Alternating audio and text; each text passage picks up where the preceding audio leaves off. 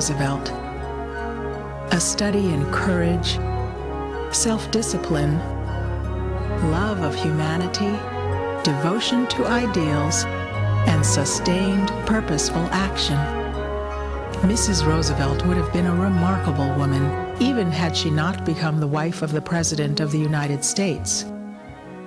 But occupying such a position, she made the most of her opportunities and did much to advance those humanitarian causes to which she devoted her life. After the President died and Mrs. Roosevelt left the White House, she did not retire into obscurity. Instead, she rose to heights of international prestige. The power of her personality, her devotion to humanitarian ideals, and her personal integrity earned her the title of First Lady of the World.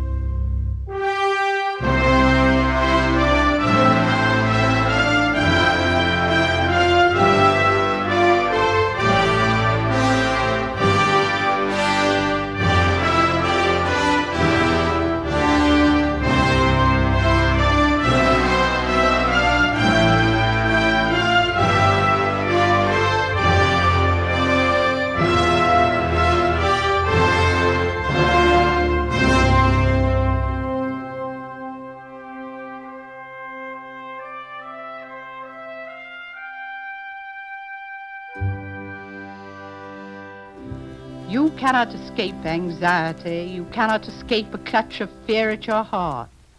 And yet I hope that the certainty of what we have to meet will make you rise above these fears. We must go about our daily business more determined than ever to do the ordinary things as well as we can. And when we find a way to do anything more in our communities to help others, to build morale, to give a feeling of security, we must do it. Whatever is asked of us, I am sure we can accomplish it. We are the free and unconquerable people of the United States of America.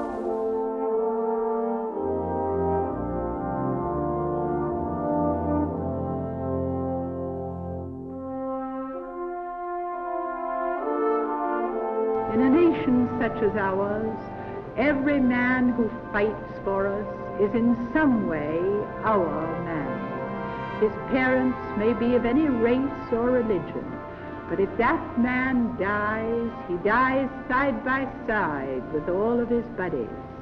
And if your heart is with any man, in some way it must be with all. All the men are our men, part of our United States, which they have saved, so that we can still call it the land of the free and the home of the brave.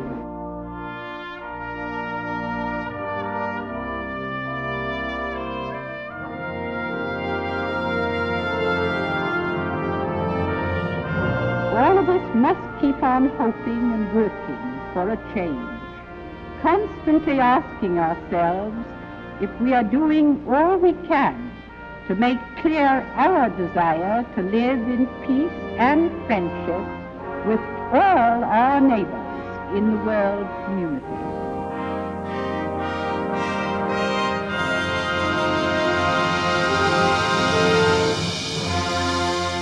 Eleanor Roosevelt understood, more than most American leaders, the challenges America would confront at the end of the 20th century.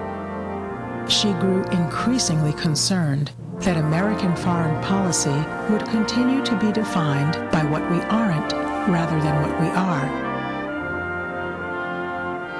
She warned Americans that our education system needed to address politics and cultures we did not understand if the nation was to continue to be a force for peace.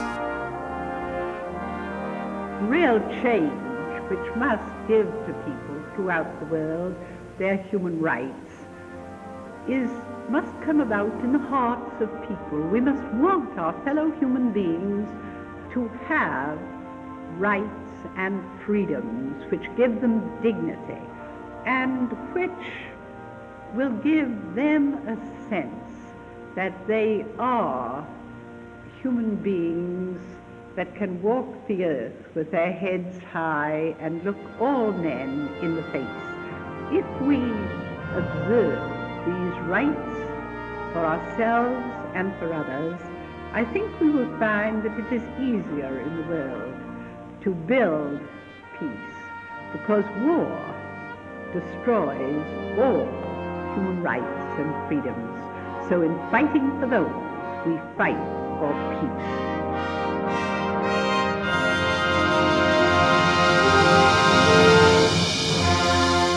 She feared that our healthcare system, if not expanded and made affordable, would exclude those who could not afford medical care and thus lead to a society of have and have-nots.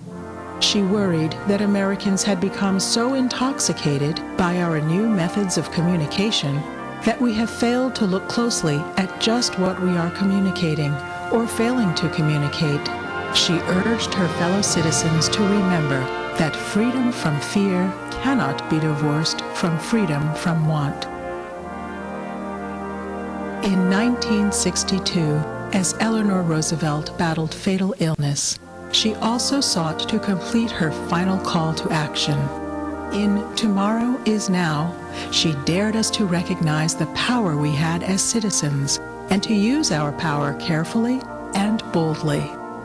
I would like to see, she wrote, our people fired by the vision of building a new and peaceful world.